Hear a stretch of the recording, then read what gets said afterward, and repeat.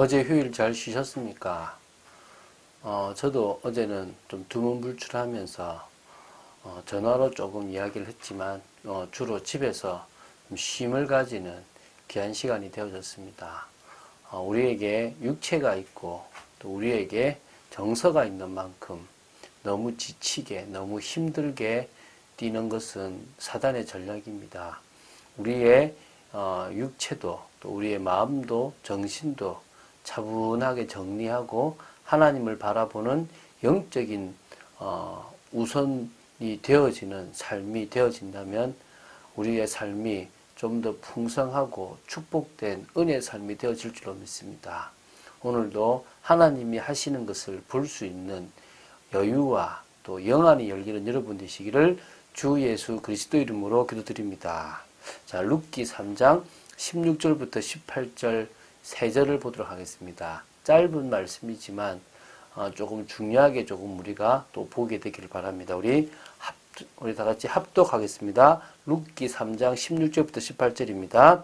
룻이 시어머니에게 가니 그가 이르되 내 딸아 어떻게 되었느냐 하니 룻이 그 사람이 자기에게 행한 것을 다 알리고 이르되 그가 내게 이 보리를 6번 되어주며 이르기를 빈손으로 내 시어머니에게 가지 말라 하더이다 하니라. 이에 시어머니가 이르되 내 딸아 이 사건이 어떻게 될지 알기까지 앉아 있으라. 그 사람이 오늘 이 일을 성취하기 전에는 쉬지 아니하리라 하니라. 아멘. 자, 룻기를 봐 나가는데요. 지금 보아스를 향해서 룻이 청혼을 하는데 그 청혼의 방법이 고엘 제도에 근거한 것이었습니다. 지금 고엘 제도에 대해서 다시 한번 좀 다룰 건데요. 이 고엘 제도가 어떻게 이어지는지를 좀 봐야 되겠죠. 자, 고엘 제도는 원래 친족층을 중심으로 한 혈연 공동체를 중심으로 사회생활이 영위되던 때에 공동체 사회를 유지하고 운영하기 위한 방법으로 제정된 제도이기도 합니다. 그러나 더 큰 것은 메시아가 오시기까지 그 가정에 그 가문에 계속적으로 대를 이어가려고 하는 부분도 사실 있다고 보입니다. 즉, 한 혈연 공동체 내에 속한 구성원들이 서로의 재산과 가문을 보호하기 위한 일종의 상보, 서로를 이렇게 보호해주는 그런 제도로서의 기능을 수행하였던 것이 바로 이 고엘 제도였다고 보면 됩니다. 그래서 이 고엘 제도는요, 이스라엘이 중앙 집권 체제인 왕정 국가로 발전하면서 점점 사라져버린 그런 제도입니다. 이 제도 자체는 역사적으로 이제 사라져 버렸지만 이것이 구속사의 한 진리를 계시하는 수단이 되었다는 점에서는 지금도 여전히 중요한 의미를 지니고 있습니다. 자, 고엘 제도는 장차 예수 그리스도께서 감당하실 사역을 예표하는 역할을 하고 있기 때문입니다. 다시 말하면 예수님이 하셨던 그 일이 고엘 제도에 의한 일로 보시면 됩니다. 그래서 룻기는 이중적 관점을 가지고 보아야 됩니다. 그러니까 룻기 자체의 내용과 그것이 하나님의 구속사에서 어떠한 계시적 기능을 가지고 있는가 하는 것을 동시에 보는 겁니다. 그러니까 자체 내용, 구속사적인 내용. 따라서 룻기에서 나타나는 고엘 제도를 우리는 단지 당대의 한 풍습으로만 생각해서는 안 됩니다. 신약의 예수 그리스도의 구속사역의 성격을 나타내주는 하나의 계시수단으로서도 이해해야 된다는 겁니다. 그러니까 룻과 나오미의 기업물을 자로 등장하는 보아스, 이 보아스가 성도들의 영원하고도 진정한 고엘이신 예수 그리스도를 예표하는 인물이라고 보시면 됩니다. 그러니까 예수 그리스도께서는 우리를 위해서 자원하여 고엘의 역할을 이행하셨습니다. 자신의 목숨을 버려 우리의 죄값을 대신 치르시고 죄에 팔려 죽게 된 우리의 생명을 죽음으로써 우리의 생명을 구속하신 그분이 바로 누구라고? 예수 그리스도라는 겁니다. 그래서 부요한 자로서 우리를 위해서 스스로 가난하게 되심은 궁핍한 상태에 처한 우리를 부요하게 하시기 위함이었고요. 우리의 죄로 인해서 상실해버린 기업을 회복하여 썩지 않고 쇠하지 않는 영원한 하늘나라의 기업을 있게 해 주시기도 하셨던 것입니다. 그래서 이 보아스가 했던 고엘 의무 이행으로 나오미의 피폐한 삶이 회복되고 안식할 곳이 없던 이방 여인 룻이 안식과 행복을 누리게 된 것처럼 고엘이신 우리 주님의 사역으로 말미암아 성도는 영원한 행복과 축복을 얻게 된 것입니다. 자, 이 나오미는 오늘 본문에서 룻이 하는 이야기를 듣고 이제 기대가 되기도 하고 또 어떻게 진행될지 염려도 되기도 하고 빨리 이 모든 것이 끝나기를 바라는 마음으로 이제 대화를 이어갈 건데요. 그걸 한번 보도록 하겠습니다. 16절, 17절 두 절을 먼저 보면요. 나오미는 아마 밤새 잠을 못 잤다라고 보시면 될 겁니다. 그리고 이제 룻이 돌아오기를 간절히 기다렸을 것입니다. 돌아오자마자 기다리듯이 질문을 했죠. 내 딸아, 어떻게 되었느냐?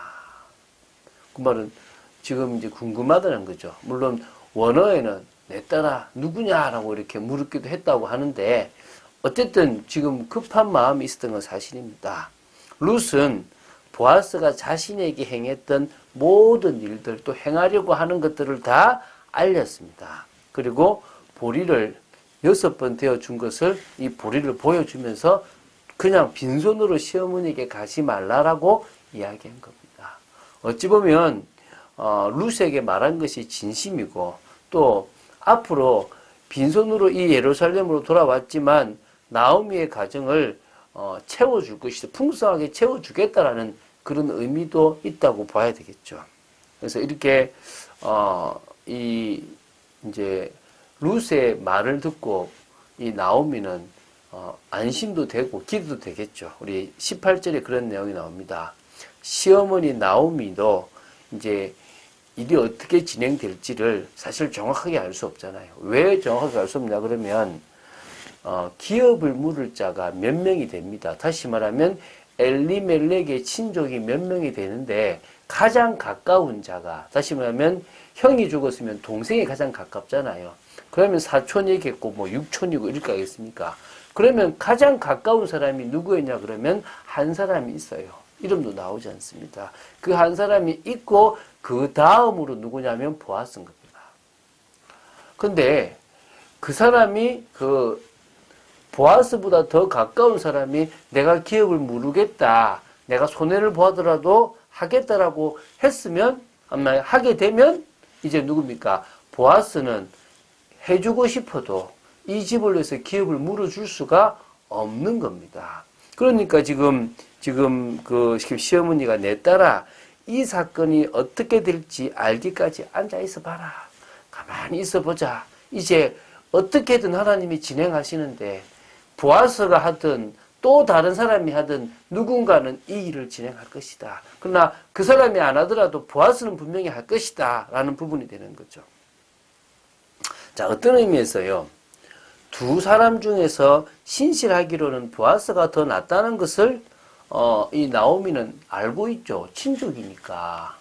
자, 그러면 처음에 어떤 의미에서는 룻이 만난 사람이 보아스였다라는 자체로 신실한 보아스였기 때문에 더 믿음이 갔고 이 일이 진행될 거라고 봤겠죠.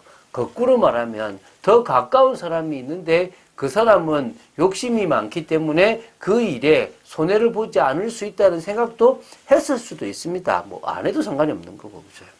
그러면서 이제 신실한 그 보아스를 알기 때문에 이렇게 얘기하죠. 그 사람이 그 보아스가 오늘 이 일을 성취하기 전에는 쉬지 않을 것이다. 내가 아는 그 사람은 분명히 그렇게 움직일 것이다. 자, 너는 가만히 앉아서 지켜봐라. 자, 우리가 하나님이 하시는 것을 기대하고 나가야 됩니다. 우리의 생각대로 되지 않고 우리가 계획한 대로 되지 않을 때가 더 많습니다.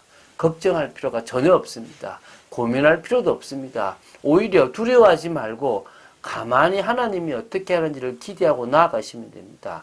전혀 우리가 예상하지 못한 상황과 현실이 오게 될 수도 있습니다. 그러나 마지막으로요, 낙심하지 마십시오. 오히려 그 길을 믿음으로 가보시기 바랍니다. 그 속에 하나님의 뜻을 발견하고 인도받아 보시기 바랍니다. 나보다 나를 더 잘 아시는 하나님께서 분명히 그 모든 일들 속에서 역사하실 거라고 저는 확신합니다. 그래서요, 우리는 하나님이 예비하신 모든 것을 은혜로 받아 누리면 됩니다.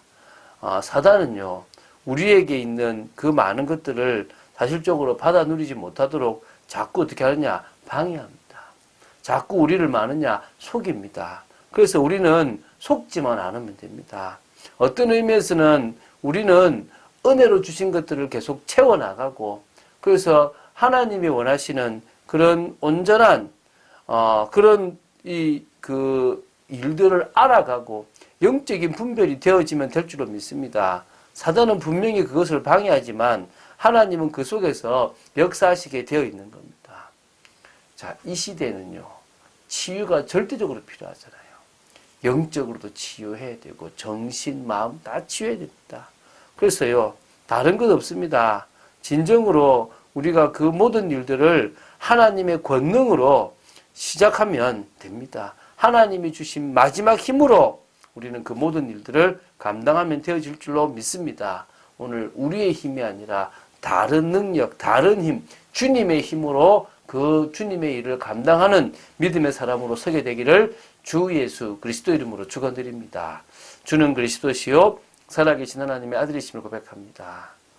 나오미처럼 하나님이 하실 것을 기대하고 또 어떨 때는 전혀 우리가 예상하지 못한 일을 하게 될 수도 있는 것을 보며 정말 믿음으로 기다리는 저희들 되게 하여 주시옵시고, 또 더 나아가서 이 룻기를 통하여 주님만이 진정으로 우리를 위한 고엘 제도의 참 주관자이심을 믿고 의지하고 믿음으로 나아가는 저희들 되기를 간절히 소원합니다.